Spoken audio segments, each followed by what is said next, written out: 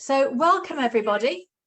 My name is Dawn Campbell, the business director at the IAPC&M, and I'm your host today. I'm delighted to welcome special guest speaker, Lodro Rinzler. Hello, Lodro. Hello, thanks for having me. You're very welcome. Now, this webinar is uniquely different to our usual CPD and business building webinars.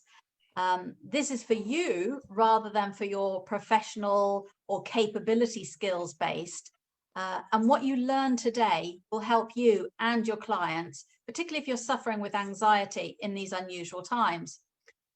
So let me introduce Lodro properly. I've been following him for a few years now, especially during these uncertain times. I've benefited from his regular complimentary offerings to keep myself grounded and present. Lodro's a lucky chap. He's a long time Buddhist Tibetan practitioner. He was brought up in that family environment, which is fantastic, and was meditating from the age of 6. And from the age of 18, he's been studying, teaching, writing, and is the best-selling author of 7 books, such as The Buddha Walks into a Bar, which I loved, The Buddha Walks into an Office, and so on, and been featured in various magazines, notably the New York Times. In fact, I'm reviewing his latest book for our book review club called Take Back Your Mind. And of course, that's what today is all about. And that's why I invited Lodro to speak to us, because I know whilst coaches are perpetually positive peeps, we still need help with our own mental health and well-being. And what better way to support ourselves through learning some meditation techniques to shut up the monkey mind and to help us love ourselves and our clients. So without further ado, let me hand over to Lodro for his 45-minute session, please. Thank you so much for the very kind introduction. It's good to see everyone here. Thank you for clearing the time. I realize in most cases, this is sort of in the middle of your day.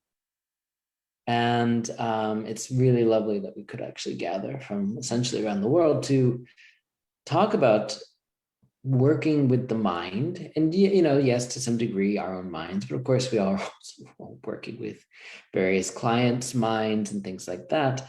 And as Don said, I understand this to be a very positive group, but at the same time we have to acknowledge that stress exists. It is a part of life, and I think part of the recent book, Take Back Your Mind, which is Buddhist advice for anxious times, is the idea that I wanted to open up a dialogue around this. I'll say more about that in a second, but maybe I could even just start with the people who are here right in front of me on the Zoom and ask, if you were going to be offered a choice, a simple thought experiment here, would you rather be stressed out or would you rather be happy? What would you say? Yeah, I'm seeing people say happy. Okay, that's good. Yeah, surprisingly, this is 100% success rate, this question. I have not yet really found someone who says, what I would really like is to be stressed out. But in this simple moment of, oh yeah, okay, here's these two things. When someone chooses happiness, they are doing exactly that. They are making a conscious choice in the moment to not go down a rabbit hole of stress, but instead to actually move the mind towards happiness. And I think a lot of times when we talk about stress and anxiety, which I'll get into in more depth in a moment, we talk about it in the extent of like, this is something that's happening to me that I'm powerless against. A stressor arises and I can't do anything, as opposed to the truth of the matter, which is that we are constantly making choices within our own mind. Whether we want to choose to be present, whether we want to choose to be kind, whether we want to choose to shut down, whether we want to choose to perpetuate stories that keep us locked in a state of stress. These are choices that we make within ourselves. And we may not always think about them as choices, but in this simple experiment, we realize, oh yeah, that's one choice I made. Could I continue to make that sort of choice? And can I train the mind in that direction? And that's where meditation gets very interesting. So a little bit more about me. Obviously, you heard a little bit of sort of my professional bio and things like that. I grew up in a Buddhist household. I started meditating at a young age, but I was also a stressed out little kid. I couldn't even go to sleepovers growing up. I got too anxious about what could happen. And the stories would get overwhelming and I wouldn't be able to do it. And I simultaneously, a stressed out little kid, started meditating and doing weekend-long meditation retreats, longer retreats, to the extent that I ended up spending about, a little over a month in a monastery when I was 17 years old, taking the robes, the monastic vows, shaving the head, the whole 9 yards. And then left that. It's actually a somewhat common thing to do temporary ordination in Tibetan Buddhism. See if it's the right fit for you. I went back into the world, went to university, and it was like, I think I will be sort of a non-monastic. I'll be a householder instead, and was encouraged by some of my mentors at that time to begin teaching meditation. So I've been teaching meditation for about 20 years. And throughout that time of growing up, since 18 to 38, there's working with your mind in different ways. That way, I've written a number of books, as Don talked about. And this is the first one that I really said, what, I think the important thing that we need to address at this time is the big societal level of anxiety that's actually taken over people's minds. And this inquiry started for me personally when I was out to dinner with some loved ones. This was pre-pandemic. This was during, here in the United States, it was when Donald Trump was president, and the people I were with were very much not interested in that. And the topic of politics came up, and I noticed that one of the people there really shut down quite quickly.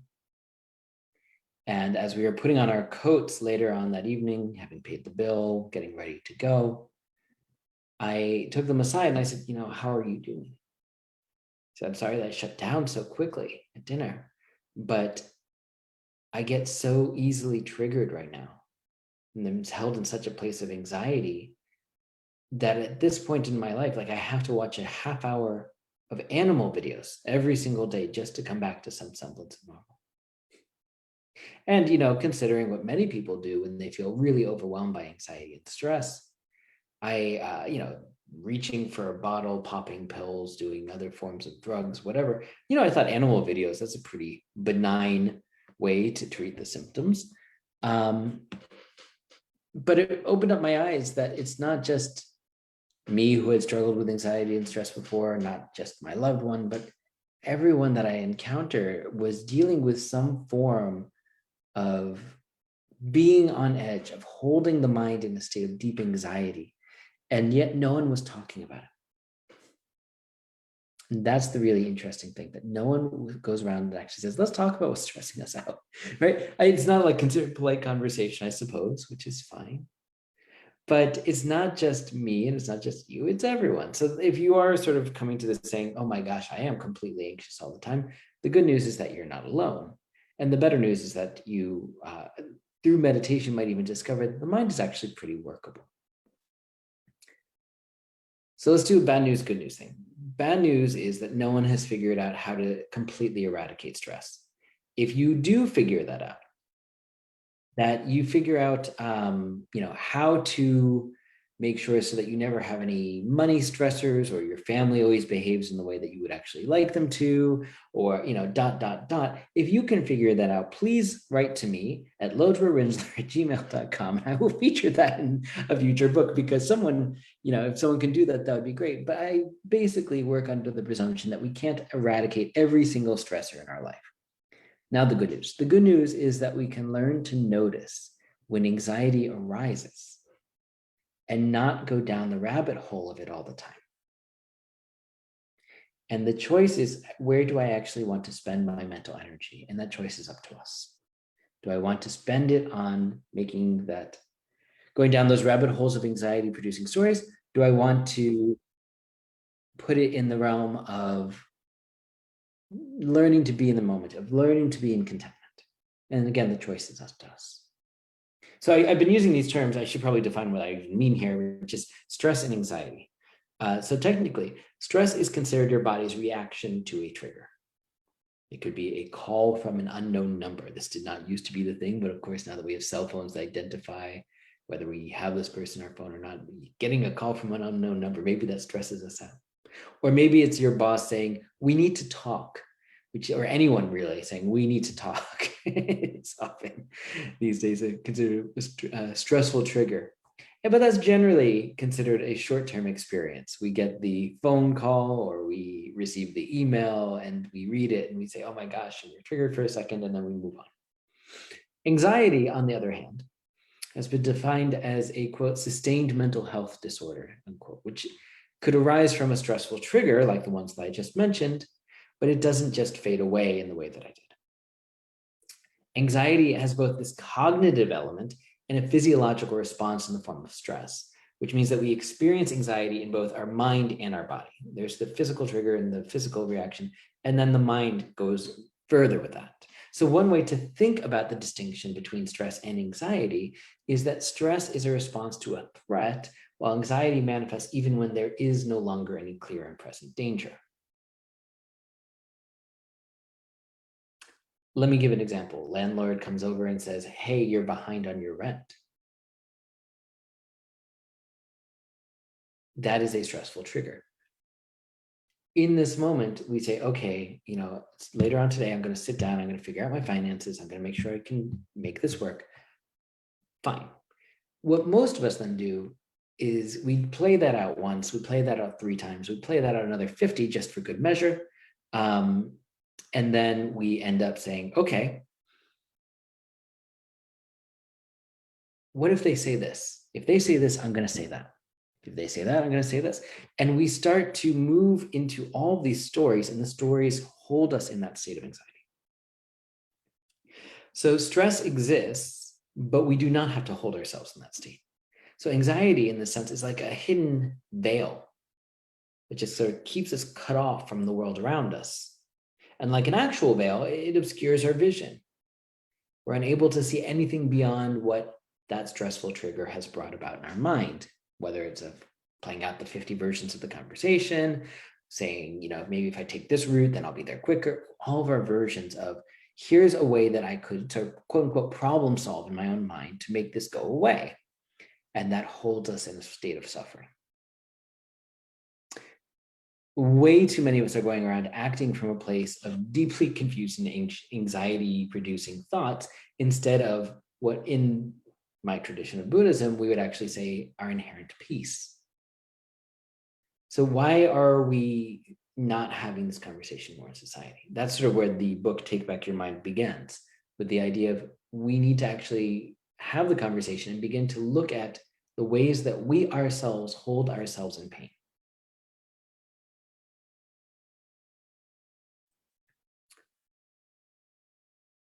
The path forward is lifting that veil of anxiety, and the one way, or one of the ways I should say, that we can do that, perhaps the most time-tested way over thousands of years, would be through meditation. So, not surprisingly, the meditation teacher is going to be the one that says, how do you combat these big issues of stress and anxiety with meditation? But a little bit more about that, so you don't have to just sort of take my word for it, that the simple form of meditation that we're going to be doing today, often referred to as mindfulness. We are present and mindful, bringing our full attention to something very simple, the breath. And then when the mind wanders off, we bring it on back. Every time we drift off and come back, we are actually rewiring the brain. Because right now we've wired the brain, oh my gosh, what am I going to do about the landlord situation? Let me spin off and problem solve for the next hour to 3 hours or whatever, however much time we lose to that particular scenario, which doesn't actually benefit us at all. Here we're saying, okay, I acknowledge that thought, I come back. We're doing something completely different than what we normally do.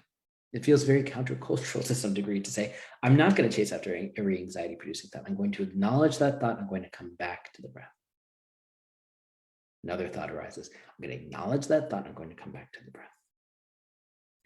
If I went to the gym and I picked up some weights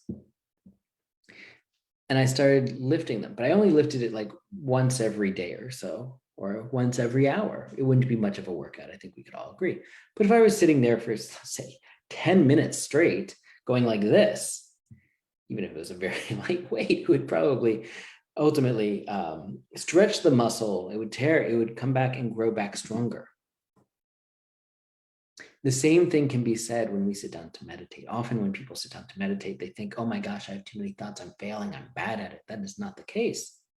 If you didn't have any thoughts, or you only had one thought in those 10 minutes, it would be going to the gym and going like this once in that 10 minutes and otherwise hanging out, which is not bad, but it's not actually growing the muscle.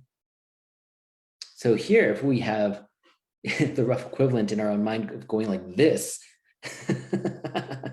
acknowledging the thought coming back, acknowledging the thought coming back, it is actually giving us a really good workout and training the mind in a new direction, the direction of acknowledging the thoughts coming back, rewiring the brain, creating new neural pathways that say, I don't have to drift off all the time. I can just continue to remain focused. I can let go of thoughts. I can come back. Often when we talk about this, people say, oh yeah, so that's stress reduction, a stress reduction meditation, which, I'm a little bit on the fence about that particular term, because as I mentioned before, I don't think we can eradicate stress or just get rid of our stressors. When we say stress reduction, it makes it sound like you meditate a little bit and you don't have to pay taxes and you don't have to, fix up your house or whatever, right? Like that's not the case. It's just our relationship to stress changes. We develop a better relationship with the stress that arises in our life. And that's actually the really beautiful part, that even as stressful things arise, we maintain a sense of peace and a sense of equanimity in the midst of them. And then, I've done enough of these sorts of things over the last few decades to know that people would say, but Lodro, you don't understand. I have this sort of pressure on my job, from my family, my home. And that's okay. I mean, I think we all sort of have this understanding that we are the stressed out person, that we are carrying way more on our shoulders than we should, and many of us are.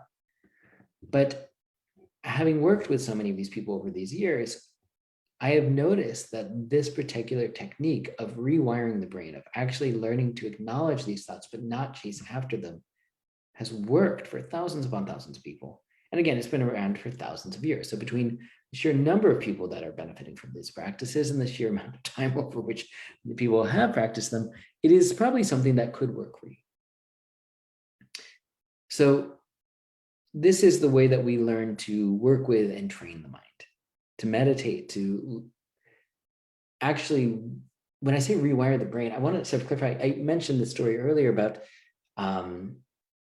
this loved one who said, I had to watch a half hour of animal videos just to maintain the sense of coming back to normalcy. And that's sort of like treating the symptoms of the underlying anxiety disease. In the same way that having a drink for some people might be like, oh, it's putting me at ease, or smoking something or whatever. There's some sense of, oh, I'm treating a symptom. But the idea here is we're treating the disease of our anxiety directly by learning to address the anxiety itself. We're not covering over it. We're not distracting ourselves. We're learning to be with it as it is and see our way through it. So I've mentioned a few times the sense of, inherent peace. And it sounds woo-woo when I put it that way. One of the technical terms, the translation here from Sanskrit would be shamatha. Shamatha, S-H-A-M-A-T-H-A. It's a Sanskrit word which can be translated as calm abiding or peaceful abiding meditation. You've probably heard this referred to as mindfulness of the breath practice. But it is the idea, the reason I like this term is because it points to the fact that when we are mindful of the breath and we are acknowledging the thoughts, we are just sort of coming back over and over again, we quickly discover that underneath all of our mental confusion, our own neurosis of the day, we are inherently whole, complete, good as is. There's some sense of calm and peace that's waiting to be discovered if we get out of our own way. So one last definition here, mindfulness is a common term. So I feel like it gets overused and used in weird contexts quite regularly. I should clarify what it is. Mindfulness is best described as being with what is occurring in the present moment without judgment. Just being with what is currently occurring. So when we do mindfulness of the breath practice, we are being with the breath without judging, without saying, I should be better at this, my breath should be deeper, whatever it is. We're just being with it without that sense of judgment that we often carry around with ourselves. And I want to mention that because sometimes we think of mindfulness meditation, not just as a way to become more present, but also to become kinder to ourselves. We can relax that sense of judgment. We can relax into the present moment while reifying some positive tendencies. When we get lost in thought, we don't say, oh my God, you jerk, why are you so bad at this? We gently acknowledge it, we come back. we let ourselves off the hook. Every time we acknowledge, oh, I drifted off, and then we come back. We're actually training the mind in kindness, not just in presence. So I want to get into the practice itself at this point, and then I'll share a few last words, and we'll have some time for Q&A, some time for, I want to talk a little bit like how do we establish a meditation practice at home. So let's just, you probably noticed that I already sort of started sitting up straight. Often when people let's meditate together, people start wiggling in their seats, which is fine. But if you're in a chair, I'm in a chair today, you can just place your feet firmly on the ground, about hips width apart, maybe sitting a little bit away from the back of the chair. If you are on a cushion on the ground of some sort, you could sit with your legs loosely crossed if that is comfortable for you. Just letting the knees drop a little bit below the hips.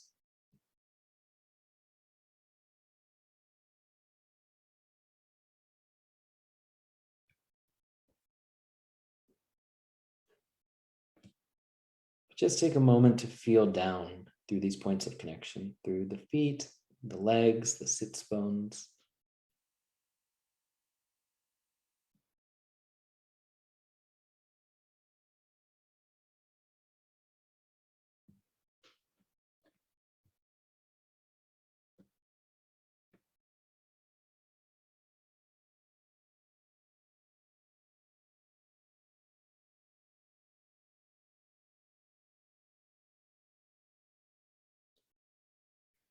And then gently lifting up through the top of the head, almost like there is an invisible string there, gently pulling you up, elongating the spine.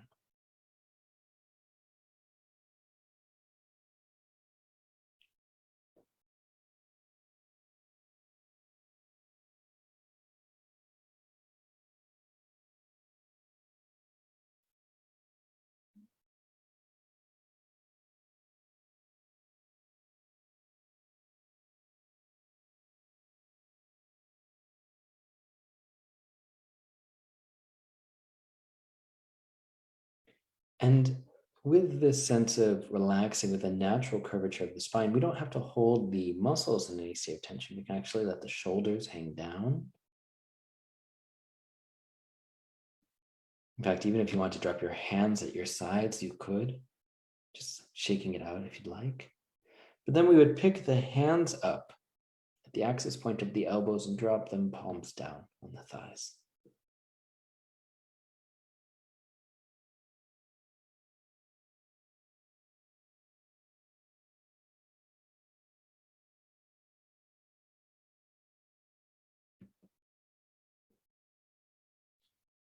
It should be a natural resting spot that gives you a good amount of support for the back.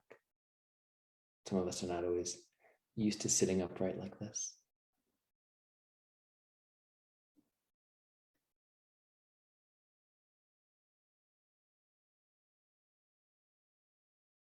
The head rests at the top of the spine with our chin slightly tucked in.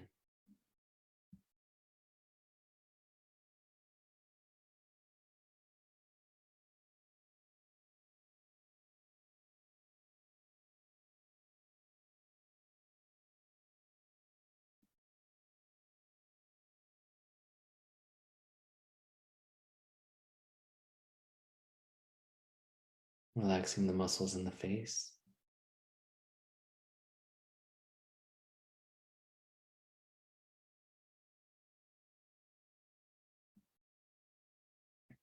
Increasing the forehead.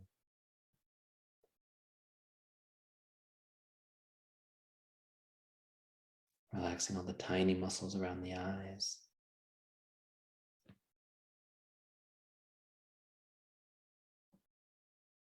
The cheeks, the jaw.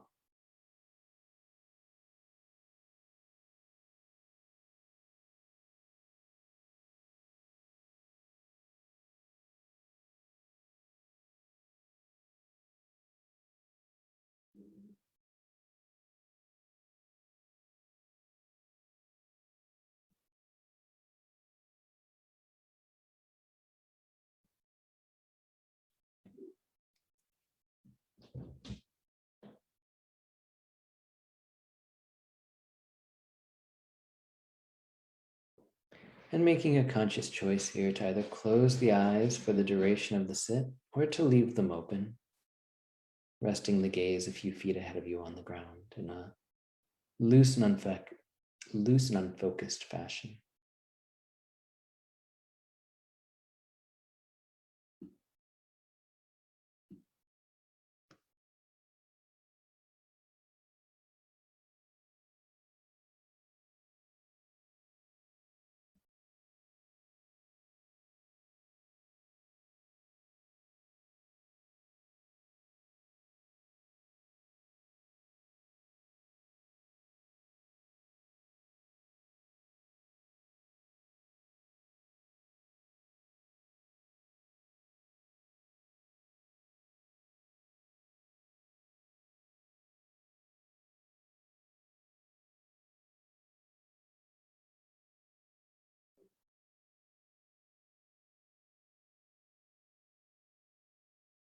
When you're ready, you can just come into feeling the body breathing.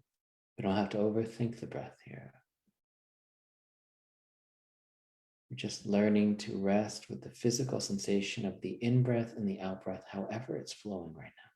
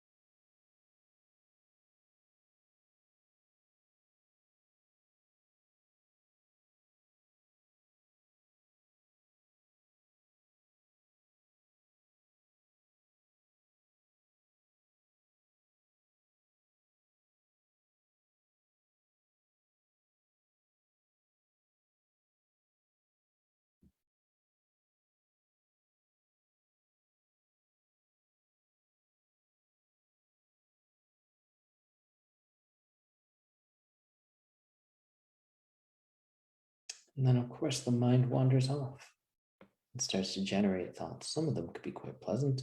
Some of them could indeed be anxiety producing. Well, what is going to happen after this? And what do I need to get done today? And all of these sorts of things. So the practice here is that we acknowledge the thought and then we come right back to the breath. If it's helpful, you could very simply and gently say to yourself, thinking, just to acknowledge it. And then having acknowledged it, we come right back to wherever we are and feeling the body breathing.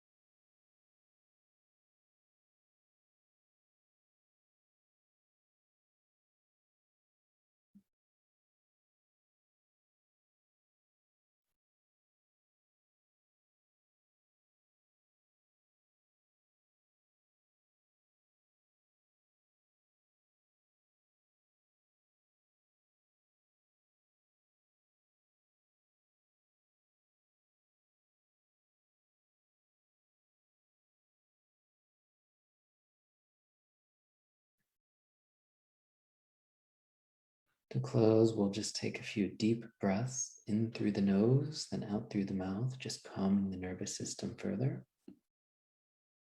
So breathing in through the nose, out through the mouth.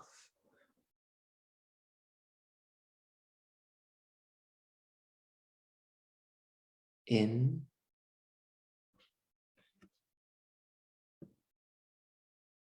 out,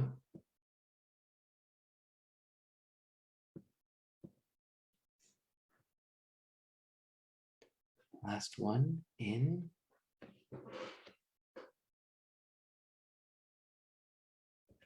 and out.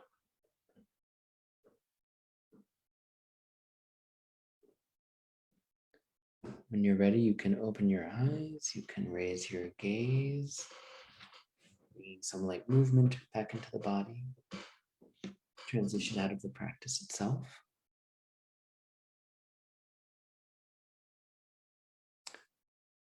So this is, in some sense, a very simple practice, but not always easy. Shamatha, or mindfulness practice, is the sense of bringing relaxation and upliftedness to the body.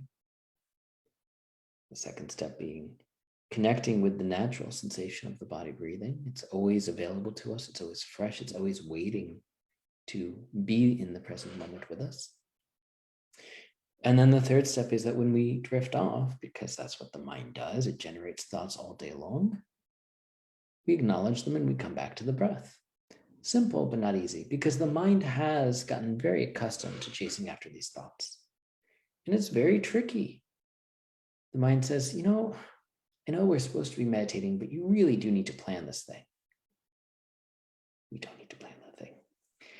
If the thought is so important, it will still be waiting for us when we're done meditating. So I think it's this sense of really learning to notice the mind and how it loves to tell stories and say, I don't have to do that all the time. I can take a gap from that. And the more we start to meditate in that way, acknowledging the thoughts, coming back to the breath, the more we start to notice that it starts to influence the rest of our life, the other waking hours of our day. And one of the things I think this particular book that I've done emphasizes that I don't think I emphasized as much, or I could have in the previous books, is that we also have to work with the mind off the meditation seat. That as we're going about living our life, we really do need to learn to catch ourselves when we are telling ourselves the same story over and over again and say, do I need to do this? Could we even in that moment take those 3 deep breaths that we did at the end of our formal meditation today? Breathing in through the nose, out through the mouth, calming the nervous system, letting go of those thoughts. Somehow that short gap of 30 or so seconds really starts to interrupt the flow of nonstop stories that we tell ourselves. In the Buddhist tradition, there's an old analogy known as the 2 arrows. You can imagine that you're walking through a forest and out of nowhere, an arrow comes and hits you in the arm.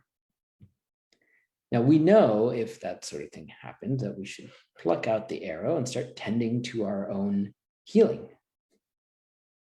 That makes sense. What most of us figuratively do is that we get hit with the arrow and then we start to say, who hit me with an arrow? God, who would even do such a thing? This is so typical. This always happens to me. This never happens to my sister. This is just a me thing. Something must be wrong with me. And those stories that we tell ourselves that keep us locked in that pain, that is known as the second arrow. Arrow number 1 is the suffering that's inflicted upon us as part of life. Arrow number 2 is the suffering we inflict on ourselves in response. The meditation practice allows us to tend to the present moment and what actually needs to occur, instead of leaving the present moment and chasing into arrow number 2. That's one of the beautiful things about this practice, that we don't keep inflicting more suffering and pain on ourselves. And when we actually engage in these practices wholeheartedly, weeks, months, years, we look back over our shoulder and we say, actually, I am a little bit more relaxed. I am a little bit happier. A friend of mine, Dan Harris, is a ABC news reporter, but he also wrote a really well-titled meditation book, which is 10% Happier. It's sort of classic cynic. He couldn't explain what meditation did for people until he finally said, I guess it makes me 10% happier, which is actually pretty radical in the grand scheme of things. And it often makes me think about sort of this mental bar graph I have. That maybe you think, well, right now I'm living 90% of my day in a state of anxiety and stories, maybe 10% I'm present. But the more we meditate, the more it becomes, oh, I'm only 80% of my day lost in these stories, 20% more present and content and happy. And it's the effects of meditation is so subtle. We don't always notice that these things ultimately might even inverse. They're spending more time in the present, less time chasing after stories of things that very well may not happen. My classic example in that regard is if you've ever planned a conversation, like you're in the shower and you're like, well, they're going to do this, and then I'm going to do that, and here's how I'm going to win this argument. I don't think I've ever actually lived out one of those conversations like I had planned in my head. It was just completely mental energy that was wasted on something that never even came to be. And that is so much of what anxiety is. So to acknowledge that and to say, I don't have to do that so much, I can make different choices, can be really liberating.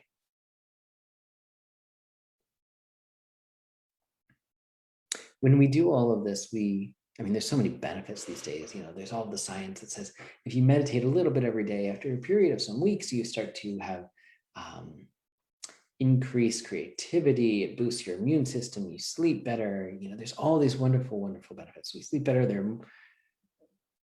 I think the main thing here is like all of those things fall under that heading of stress reduction. We are less held in stress, and that means we are more available to our life. We are more present. That means that there is more creativity. That means we sleep better. But it all comes from the fact that we've learned to let go of these thoughts that keep us locked in a state of pain. When we are out with our friends, we are with our friends, the presence. When we taste the morning coffee, we actually taste it. We begin to appreciate the details of our life, and we find contentment in this very moment. We find happiness. We're constantly making that choice as opposed to the choice for stress. So I'm going to briefly rattle off some ideas around how one could even launch a consistent meditation practice, because I wish this was something that you could do once and then just feel the benefits from now on. But like learning any other skill set, a new language, musical instruments, and so on, it does take consistent practice for us to then see these benefits that I just mentioned. So I'm going to essentially say the word consistency 4 times, but I'll try and make it more interesting than that. The first thing I would mention is a consistent amount of time. And we meditated for 10 minutes today. And that's actually a good amount of time for anyone who's getting going. And people are like, oh my gosh, I don't know if I can do that. We all actually do have 10 minutes a day. We might have to cut down on the scrolling of the Instagram or find ways to work with our family to set this time aside. But, I always think of a longtime meditation student of mine who has 2 kids, a full-time job as a nurse practitioner, and would wake up before anyone to seek out the corner in her home that she could go meditate in. And the kids have their mommy radar, and they would wake up, they would run after her, and they'd fight over who got to sit on what knee, and she would still meditate 10 minutes a day.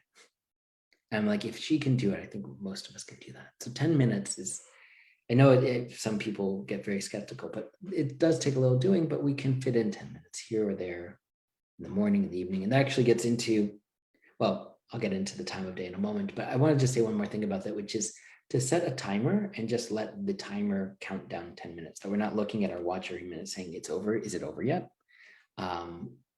That's not very helpful. And there are going to be days that 10 minutes goes by and the timer goes off and we say, I should do more. And then there are going to be days where we say, this is horrible and I don't want to sit with my mind. This isn't working. I should get up. And in either case, I would say, let 10 minutes be 10 minutes. If we go back to that definition of mindfulness before, that emphasis I placed on the final 2 words of the definition, which is that we sit without judgment. The without judgment part means that we're not saying this is good meditation, this is bad meditation. It's practice. We're practicing. It's an experiment. Our minds might be busy some days, it might be quieter other days, that's okay. So letting 10 minutes be 10 minutes. The second thing around consistency I want to mention is that consistent time of day. Maybe it is for you that get up in the morning before anyone else gets up. Maybe it's after the kids are out to school. Maybe it is at the end of the workday when you close the laptop and then you just sit. Maybe it is right before bed, but finding a consistent time of day can be really helpful. In the same way that we don't think about brushing our teeth, it's just part of the habitual thing that we do. We get up and we do get in the shower and we do our, other things with our hair or whatever, and then we brush our teeth, and it's just part of the day. If we can make meditation like that, just part of a particular routine, it becomes a lot stickier, a lot easier to do. Otherwise, we'll keep saying, I'll do it later, I'll do it later, I'll do it later, and I'll do it later becomes tomorrow. It's a very regular problem I see with people. So a consistent amount of time, consistent time of day, a consistent environment can be very helpful. Even if it's just a corner in your office, a corner in your bedroom, something that says, this is where I go to meditate. Whether we put down a chair or a cushion there, whether we put a candle or an incense burner or a statue or an image of someone we admire, something that magnetizes us to that space, and that becomes the consistent space we go. If we have to take 10 minutes to set up our perfect space every day, and we only had 10 minutes to begin with, we're not going to do it. But if it's waiting for us, it can be very helpful that we can just sit down, set the timer, and go. And the last thing I'll say, because I realize we're running short on time, is consistent pacing.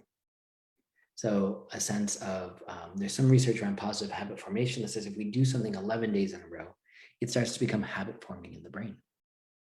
After 21 days, supposedly it's a fully formed habit. 10 minutes a day at 11 days is right around, 2 hours? So, I mean, this is not a major time commitment in the grand scheme of one's life if we wanted to really change our relationship to stress in a radical way. So I think getting into that level of consistency can be really, really helpful for us, just as a means of learning that we have the ability to make a choice with our mind, that we have the tools innately to acknowledge these thoughts, to not chase after that, to choose a path of presence, of kindness, and of mindfulness overall. So I wish we had a little bit more time to hang out with one another. I realize that we only had these 45 minutes. Hopefully there's been something of benefit in all of this time. And people can always reach out to me through my website, lodrorinzler.com. Of course, most of this is also in the book, Take Back Your Mind, Buddhist Advice for Anxious Times, which can be found wherever books are sold. And I'm happy to continue the conversation in either of those ways. So thank you, everyone, for your kind attention, and I hope to connect with you more soon.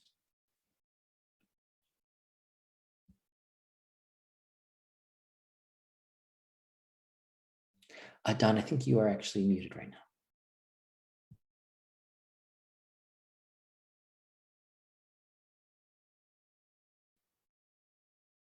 We can't quite hear you yet.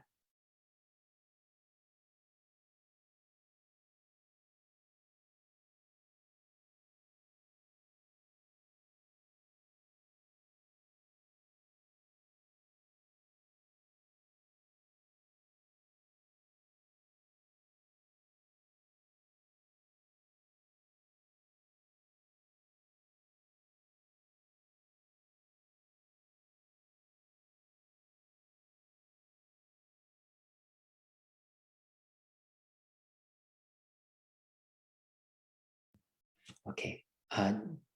Don, I don't think you know that you're muted, but it's been really wonderful to be here with everyone. I appreciate the opportunity. I look forward to connecting with you all soon. Take care. Thank you. Thank you.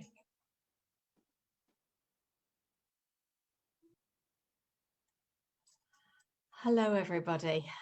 So I hope that was really helpful for you. I had some techie issues, as you could tell. I couldn't get off mute.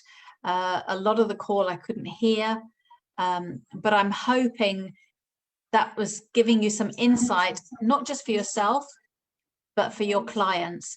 You know, in a session where they're really anxious or stressed, perhaps you can invite them to have 5-10 minutes quiet time and do a little bit of a guided meditation just to bring them down so that they're open and ready for the coaching session, which might be 30 minutes or an hour long. And I definitely recommend reading Lodro's books. He's very down to earth, very ordinary. As I said to you at the beginning, you know, a Buddha works into a bar, and then he's got a Buddha walks into an office, and so on. Very good books. I hope you enjoyed those. I don't know if you've got any questions for me.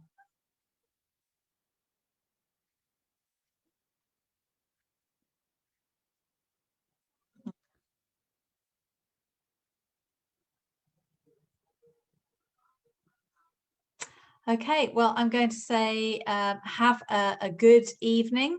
Helen, I don't know which part of the world you're based in. We've been talking to everybody as if everybody is in Europe.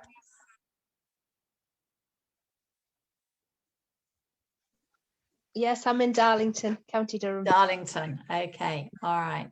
Okay. Well, stay safe, everybody. Enjoy some safe fun in the sun, and I'll see you at the next webinar. Thanks very much. Thank you. Take care. Bye-bye. Bye.